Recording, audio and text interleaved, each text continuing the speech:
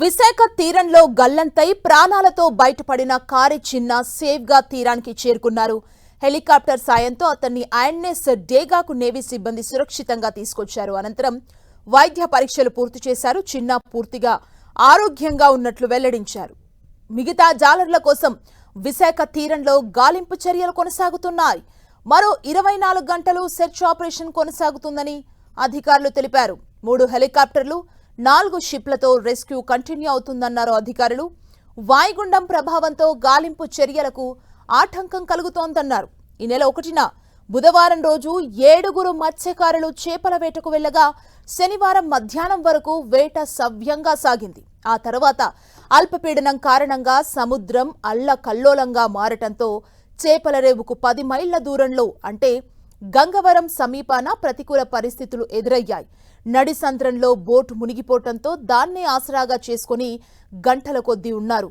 ఎటు వెళ్లాలో ఎక్కడికి వెళ్లాలో తెలియక సాయం కోసం ఆర్తనాదాలు చేశారు. చివరికి ఆసరాగా ఉన్న బోటు కూడా మునిగిపోవడంతో తలో దిక్కు ఈదడం ప్రారంభించగా బలమైన కెరటాలు వారిని నిర్వీర్యులను చేశాయి. శనివారం మధ్యాహ్నం 2 గంటల సమయానికి తీరానికి చేరుకోవాల్సిన వారంతా రాత్రి పొద్దుపోయే వరకు రాలేదు. గల్లంతైన సమాచారం రాత్రి 10 గంటలకు వెలుగులోకి రాగా ఆ వివరాలు అధికారులకు చేరేసరికి అర్ధరాత్రైంది.